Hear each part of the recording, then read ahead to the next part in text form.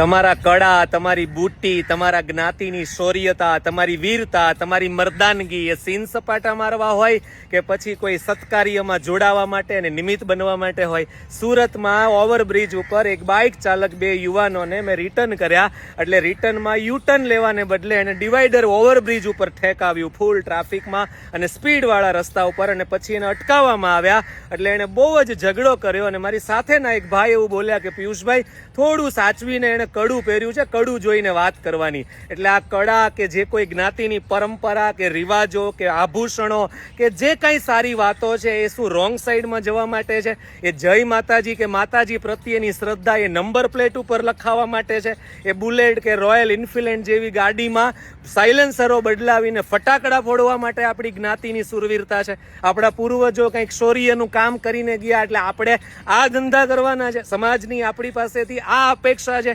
એક social worker છું, ઘરેથી નક્કી કરીને નીકળું છું હું ક્યારેય એક વક્તા તરીકે કોઈ એક સમાજનો ન હોઈ શકું. બધા જ સમાજ મારા છે અને હું બધા સમાજનો છું. જીવ માત્ર ને પ્રેમ કરવાની તાકાત ધરાવું છું ને એનું સારું ઈચ્છવાની તાકાત ધરાવું છું. અને એવી જ રીતે રોંગ સાઈડમાં આવતા કોઈ પણ માણસને એ કડાવાળો હોય, બુટ્ટીવાળો હોય, મૂછવાળો હોય, કડા વગરનો હોય, 18 વરણને પાછા વાળવાની તાકાત ઘરેથી લઈને નીકળું છું. કોઈ પણ પ્રોફેશનનો વ્યક્તિ હોય, વકીલ હોય, સીએ હોય, દૂધવાળો હોય, હાર્ડવેર હોય, લુહારી કામ હોય, ટેક્સટાઇલ હોય, રત્ન કલાકાર હોય, મિસ્ત્રી કામ હોય કે ધંધે ન જતો હોય, રોંગ સાઈડમાં માણસ આવશે એટલે એને 1000% રિટર્ન થવા માટે રિક્વેસ્ટ કરવામાં આવશે. હાથ જોડીને વિથ સ્માઇલ પ્રેમથી કહેવામાં આવશે.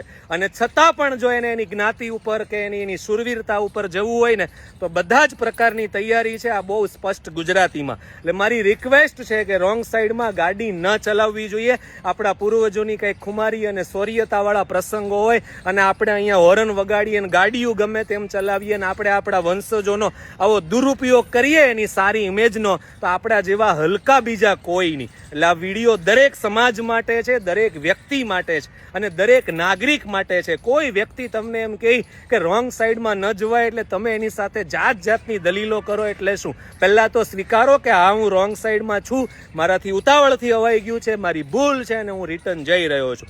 જાત જાતની દાદાગીરી કરીને આપણે સોશિયલ વર્કરોને દબાવીને શું કરવા ઈચ્છીએ છીએ? આતંકવાદીઓ છો, યાદ રાખજો, હત્યારાઓ છો અને ત્રાસવાદીઓ છો જો તમે રોંગ સાઈડમાં જતા હોય તો. આવો સાથે મળીને સંકલ્પ લઈએ કે રોંગ સાઈડમાં નહીં જઈએ, બીજાને નડે એવા કોઈ કામ કે કોઈ ધંધા નહીં કરીએ. મારો મોબાઈલ નંબર છે 9374055302. ફરી એકવાર કહીશ કે દરેક વ્યક્તિએ આ વાતને માનવી રહી અને સ્વીકારવી રહી. ધન્યવાદ.